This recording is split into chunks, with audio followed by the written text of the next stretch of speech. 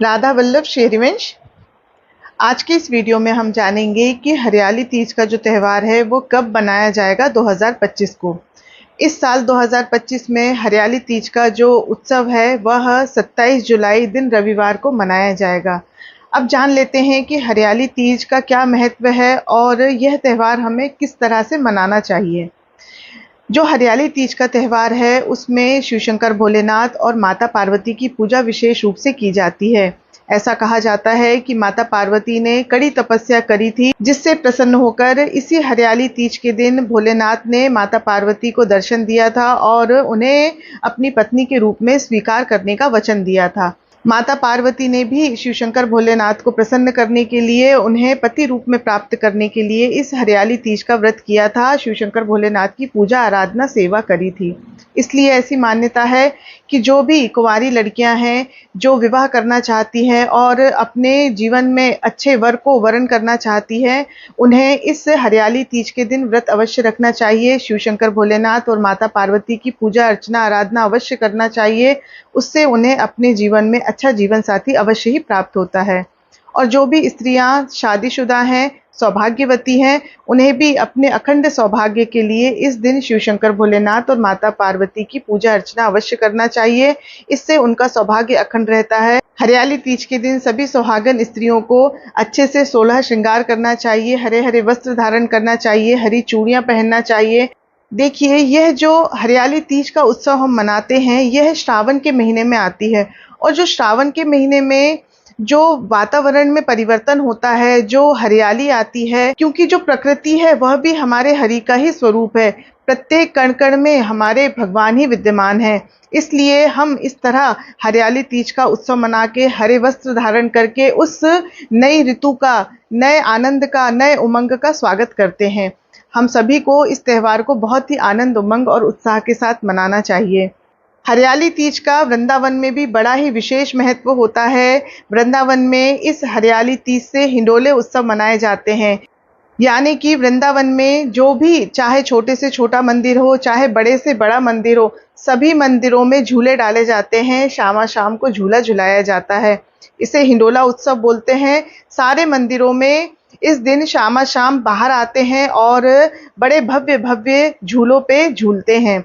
और यह जो उत्सव है, जो यह हिंडोला उत्सव है, वह हरियाली तीज से लेकर राखी पूर्णिमा तक मनाया जाता है। इन पूरे दिनों में हमारे शामा शाम, हमारे ठाकुर जी झूला ही झूला करते हैं। झूला पर झूलकर ही अपने भक्तों को दर्शन दिया करते हैं। अत्यंत दिव्य और बड़े ही सुंदर दर्शन होते हैं वृंदावन धाम में इस समय हिंडोला उत्सव के। हम सभी को अगर अवसर हो, अगर हमारे भाग्य में हो, तो हमें अवश्य ही जाना चाहिए और श्री वृंदावन धाम में जाके श्री बिहारी जी के, श्री राधा वल्लभ जी के, राधा रमन जी के अवश्य ही दर्शन करना चाहिए। अब ये भी जान लेते हैं कि यदि हम वृंदावन धाम नहीं भी जा सकते हैं, तो भी यदि हमारे घर में ठाकुर सेवा विराजित है, तो हमें इस हरियाली तीज का उत्सव बड़े ही धूमधाम से मनाना चाहिए। वैसे भी जो हमारे श्यामा शाम हैं, उन्हें उत्सव अति ही प्रिय हैं। इसलिए हम सभी को समय समय पे सभी उत्सव अपने सामर्थ्य के अनुसार अवश्य ही मनाना चाहिए। यदि हम उत्सव नहीं मनाएंगे तो इससे हमें सेवा अपराध लगता है। इसलिए जितनी भी हमारी शक्ति हो, सामर्थ्य हो, उस अनुसार हमें उत्सव अवश्य ही मनाना चाहिए। अब ये जान लेते हैं कि जो हरियाली तीज का उत्सव है वह हम कैसे मनाएंगे। हम सभी को इस हरियाली तीज के दिन ठाकुर जी को झूला अवश्य झुलाना चाहिए। यदि आपके मंदिर में श्यामा शाम का श्री विग्रह है तो आप उन्हें झुलाइए। यदि नहीं है, यदि आपके घर में सिर्फ ठाकुर सेवा विराजित है, तो आप उन्हें भी झूला में विराजित करके झुला सकते हैं। क्योंकि जो हमारे श्यामा शाम है वह दो नहीं है, वह एक ही है। यदि आप सिर्फ ठाकुर जी को भी झूले में विराजित करके झुलाते हैं, तो भी हमारे युगल सरकार ही झूला झूलेंगे। ऐसा सुंदर भाव रहता है। हम सभी को इस दिन अपने अपने घरों में अपने अपने ठाकुर जी को बड़े ही सुंदर तरीके से हरे हरे वस्त्र धारण कराना चाहिए। उस दिन जितना हो सके लता पताओं से अपने मंदिर को सजाना चाहिए। उनके लिए हिंडोला डालना चाहिए। उसमें ठाकुर जी को विराजित करके उन्हें झूला झुलाना चाहिए। यदि आपको आते हो तो झूलन के पद भी अवश्य सुनाने चाहिए ठाकुर जी को। इस दिन भोग में ठाकुर जी को फैनी और घेवर का भोग लगता है। यदि हो सके तो इस दिन आप भी घेवर और फैनी का भोग अवश्य लगाएं अपने मंदिर में अपने ठाकुर जी को। अन्य अन्य मिठाइयों का, लड्डू का, इन सब, रबड़ी का, माखन मिश्री का, इन सब का भी भोग आपको अवश्य ही लगाना चाहिए इस दिन। इस तरह से हमें ठाकुर सेवा करना चाहिए। देखिए, जो ये उत्सव होते हैं ये क्यों मनाए जाते हैं, इसका जो अत्यंत ही सुंदर भाव है वह यह है कि जो हमारी सहचरियाँ हैं वो हर समय यही प्रयत्न करती रहती हैं कि वे किस तरह से शाम को सुख पहुँचाएँ। ऐसी कौन-सी क्रिया करें, ऐसी कौन-सी सेवा करें जिससे हमारे लाडली लाल अत्यंत ही प्रसन्न हों और उन्हें अत्यंत ही आनंद आए। और इसी क्रम में जो यह झूलन उत्सव होता है उसका महत्व यह होता है कि जो श्रावण मास का महीना होता है उसमें वायु में थोड़ी शुष्कता आ जाती है, जिसके कारण वायु थोड़ी मंद पड़ जाती है और हमारे शाम को किसी भी तरह का श्रम ना हो, उन्हें तनिक भी गर्मी का एहसास ना हो, इसलिए हमारी जो सखियां हैं वह हिंडोला उत्सव मनाती हैं। यानी कि वे सुंदर-सुंदर झूला डालती हैं और उस झूले पे हमारे शाम को विराजित करती हैं और उन्हें मंद-मंद गति से झुलाती हैं। जिससे जब झूला झूलता है तो हवा का प्रवाह कुछ बढ़ जाता है और हमारे शाम को शीतलता का अनुभव होता है।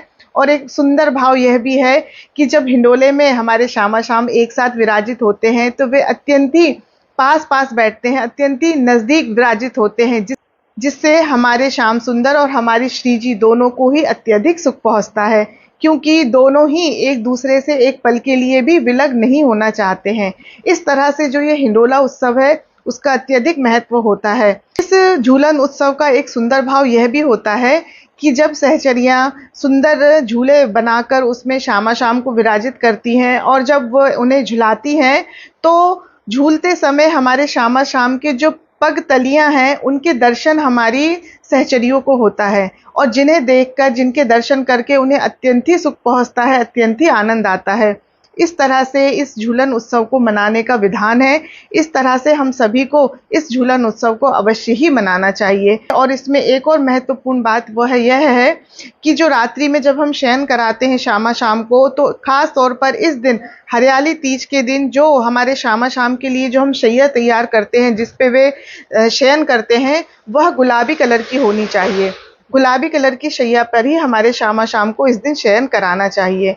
इस तरह से हमें इस दिन अवश्य ही सेवा करना चाहिए। शिव शंकर भोलेनाथ, माता पार्वती की पूजा आराधना सेवा करना चाहिए, उनसे आशीर्वाद प्राप्त करना चाहिए और हमारे शाम को भी इस तरह से लाड लड़ाना चाहिए, उन्हें भी सुख पहुँचे, इस तरह से उन्हें झूला में झुलाना चाहिए। ये भक्ति के भाव है जो अत्यंत ही अद्भुत होते हैं। जिनके हृदय में भक्ति है, जिनके हृदय में शाम के प्रति प्रेम है, वह ये सेवा अत्यंत ही प्रसन्नता से पूरे उमंग और उत्साह के साथ करते हैं।